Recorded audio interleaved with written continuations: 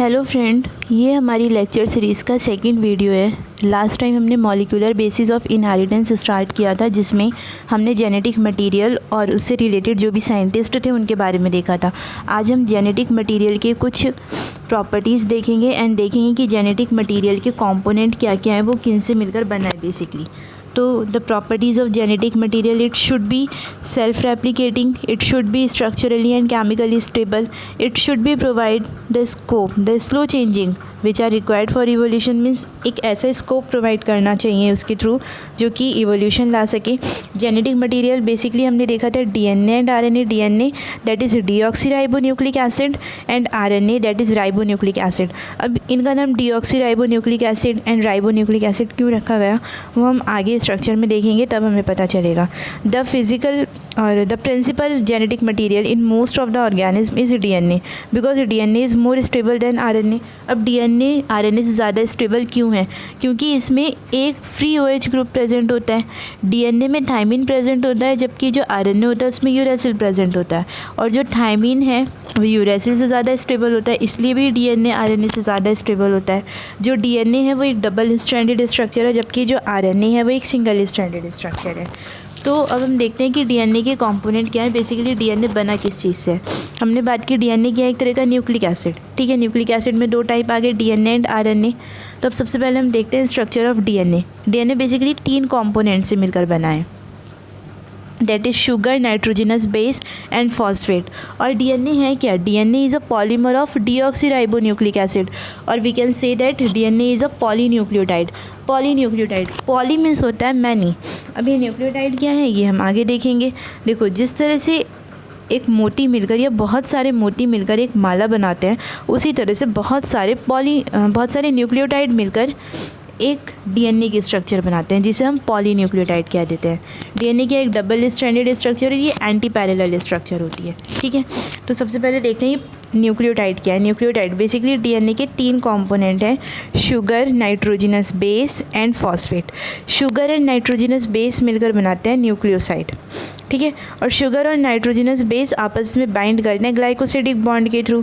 ठीक है, then sugar, nitrogenous base and phosphate, ये तीनों मिलकर बनाते हैं न्यूक्लियोटाइड। और हम ये भी कह सकते हैं कि जब हम न्यूक्लियोसाइड में फॉस्फेट को ऐड कर देते हैं तो वो बनाते हैं न्यूक्लियोटाइड। तो सबसे पहले हम बात करते हैं शुगर की।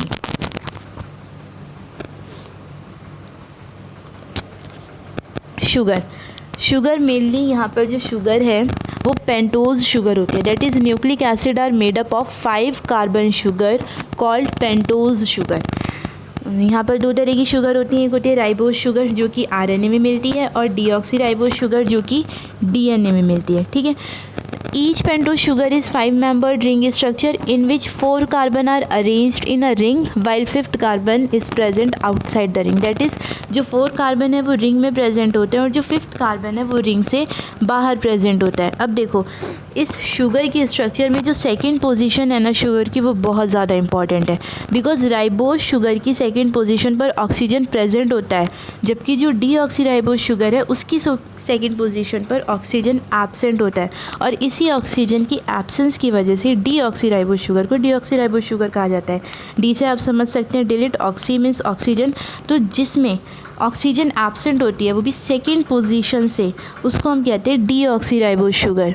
In deoxyribose sugar, 1 oxygen is missing at the second carbon position, hence it is called the deoxyribose sugar. अगर हम बात करें राइबोज शुगर की, उसमें सेकेंड पोजीशन पर ऑक्सीजन प्रेजेंट होती है, और इसका फार्मूला होता है C5H10O5, जबकि जो डीऑक्सीराइबोज शुगर होती है उसमें एक ऑक्सीजन की एब्सेंस की वजह से उसका फार्मूला होता है C5H10O4। शुगर में, या फिर कह सकते हैं पेंटोज शुगर में, जो position 1st and 5th position है कार्बन की, वो बहुत ज़्यादा इंपॉर्टेंट रोल प्ले करती है, क्योंकि जो फर्स्ट पोजीशन होती है वो नाइट्रोजनस बेस के साथ लिंक करती है, जबकि जो आपकी फॉस्फेट होता है वो कार्बन की 5th पोजीशन के साथ बाइंड करता है। दैट इज़ नाइट्रोजनस बेस हमेशा कार्बन के फर्स्ट पोजीशन के साथ बाइंड करेगा शुगर की, और जो फॉस्फेट है is attach with the 5th carbon of the sugar. ठीक है, तो आई होप आपको शुगर समझ में आ गए हैं। शुगर 2 तरह से होता है, ribose sugar and deoxyribose sugar. Ribose sugar का फॉर्मूला होता है C5H10O5, क्योंकि इसमें जो आपका सेकंड पोजीशन होता है उसमें ऑक्सीजन प्रेजेंट होता है और फिफ्थ कार्बन हमेशा रिंग से बाहर होता है। जबकि जो डीऑक्सीराइबोस शुगर होती है इसमें जो सेकंड पोजीशन है इसमें ऑक्सीजन एब्सेंस होती है और इसी की एब्सेंस की वजह से इसे कहा जाता है डीऑक्सीराइबोस शुगर। शुगर की जो फर्स्ट पोजीशन है वो नाइट्रोजनस बेस के साथ बाइंड करती है और इसकी जो फिफ्थ पोजीशन है दैट इज़ जो रिंग के बाहर प्रेजेंट है वो फॉस्फेट के साथ बाइंड करती है। अब हम बात करते हैं नाइट्रोजनस बेस की। इससे पहले मैं एक बात और बताना चाहती हूँ, जो फर्स्ट कार्बन का शुगर है वो नाइट्रोजनस बेस के साथ बाइंड करता है with the help of glycosidic bond. That is sugar और नाइट्रोजनस बेस के बीच में जो बॉन्ड बनता है वो होता है ग्लाइकोसिडिक बॉन्ड। जबकि जो शुगर और फॉस्फेट के बीच में जो बॉन्ड बनता है उसे कहते हैं हम फॉस्फोएस्टर बॉन्ड। फॉस्फोडाइएस्टर बॉन्ड अलग होता है, यहाँ पर फॉस्फोडाइएस्टर बॉन्ड नहीं बनता, यहाँ पर बनता है फॉस्फोएस्टर बॉन्ड। जब कार्बन फिफ्थ कार्बन फॉस्फेट के साथ बाइंड करता है तब बनता है फॉस्फोएस्टर बॉन्ड। फॉस्फोडाइएस्टर बॉन्ड कहाँ बनता है वो हम आगे देखेंगे, ठीक है। नेक्स्ट हम बात करते हैं नाइट्रोजनस बेस की। अब आ जाओ नाइट्रोजनस बेस पर। नाइट्रोजनस बेस बेसिकली ये क्या होता है, हेट्रोसाइक्लिक एरोमेटिक कंपाउंड होते हैं। Cyclic aromatic compound means heterocyclic aromatic compound का मतलब होता है aromatic compound that is ring structure, यानी कि ये रिंग की फॉर्म में प्रेजेंट होते हैं। अब जो नाइट्रोजनस बेस होते हैं वो बेसिकली दो तरह से होते हैं, एक होता है प्यूरीन, एक होता है पायरिमिडीन। प्यूरीन में हमारे दो टाइप फर्दर आ जाते हैं that is guanine and adenine. Purine को इस तरह से याद किया जा सकता है PUGA दैट इज़ पूजा। PU means purine, G means guanine और A मीन्स एडेनिन। तो जब ग्वानिन और एडेनिन प्यूरीन में हैं तो बाकी जो बचेंगे वो ऑब्वियसली पायरिमिडीन में होंगे। पायरिडीन में प्रेजेंट होते हैं हमारे साइटोसिन, थायमिन एंड यूरेसिल। पहले बात करते हैं हम ग्वानिन और एडेनिन की। ग्वानिन और एडेनिन DNA एंड RNA दोनों में प्रेजेंट होता है, जबकि पायरिमिडीन में जो साइटोसिन है वो RNA और DNA दोनों में प्रेजेंट होगा, लेकिन जो थायमिन है वो सिर्फ और सिर्फ DNA में प्रेजेंट होता है और जो यूरेसिल होता है वो RNA में प्रेजेंट होता है।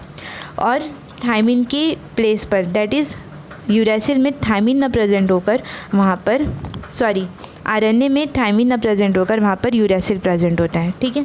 अब हम बात करते हैं प्यूरीन के स्ट्रक्चर की। तो प्यूरीन एक डबल रिंग स्ट्रक्चर है जिसमें दो तरह की रिंग मिलती है, पायरिमिडीन रिंग जो कि बेसिकली 6 रिंग स्ट्रक्चर है और इमिडाजोल रिंग जो कि बेसिकली 5 कार्बन रिंग स्ट्रक्चर है। और जो पायरिमिडीन है वो सिंगल रिंग स्ट्रक्चर होती है, डेट इज़ उसमें एक ही रिंग मिलती है, पायरिमिडीन रिंग।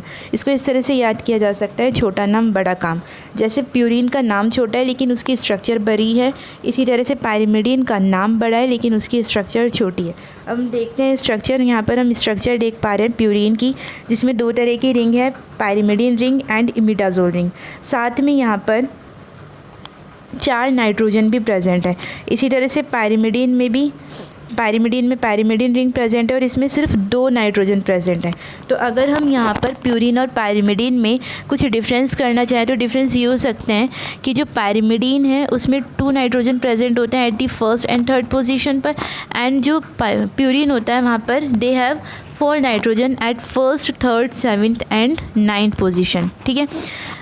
पायरिमिडीन में जो कार्बन नंबर होता है वो 4 होता है। यहाँ पर हम देख सकते हैं 4 कार्बन मिल रहा है हमें पायरिमिडीन में, जबकि जो प्यूरीन होता है उसमें कार्बन का नंबर होता है 5, ठीक है।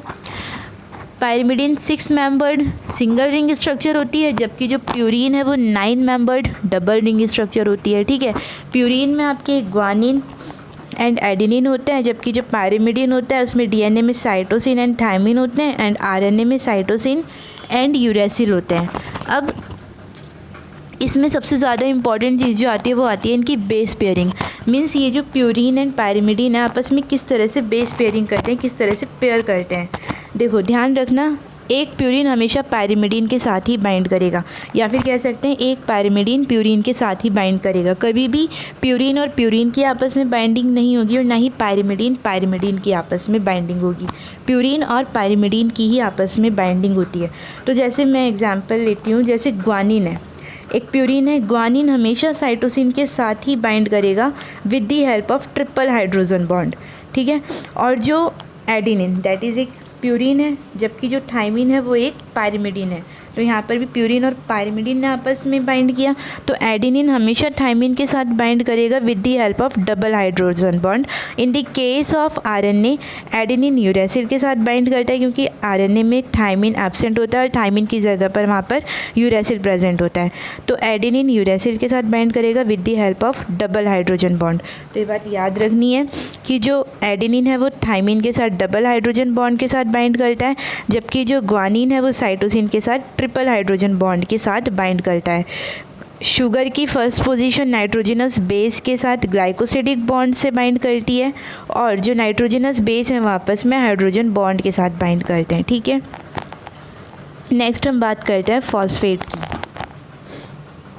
फॉस्फेट जिसे हम फॉस्फोरिक एसिड भी बोल सकते हैं। ठीक है, यहाँ पर आप उसकी स्ट्रक्चर देख पा रहे हैं। इसमें बेसिकली नेगेटिव चार्ज प्रेजेंट है। फॉस्फेट को हम बैकबोन भी कहते हैं डीएनए की, क्योंकि एक फॉस्फेट ही है जो दो शुगर को आपस में कनेक्ट करता है।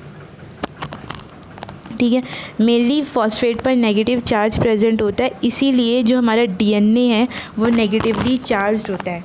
फॉस्फेट कार्बन के शुगर के 5th कार्बन के साथ बाइंड करता है। दैट इज़ जो फॉस्फेट और कार्बन के बीच में जो बाइंडिंग होती है वो फॉस्फोएस्टर बॉन्ड की हेल्प से होती है। ठीक है, एक बार बॉन्ड के नाम सुन लीजिए दोबारा से। फॉस्फेट और कार्बन के 5th पोजीशन के साथ जो बाइंडिंग होती है वो फॉस्फोएस्टर बॉन्ड के साथ होती है। शुगर और नाइट्रोजनस बेस की बाइंडिंग ग्लाइकोसिडिक बॉन्ड के साथ होती है और नाइट्रोजनस बेसेस आपस में बाइंड करते हैं हाइड्रोजनस बेस के साथ, जिसमें साइटोसिन ग्वानिन के साथ बाइंड करता है ट्रिपल हाइड्रोजन बॉन्ड के साथ, एंड एडेनिन हमेशा बाइंड करता है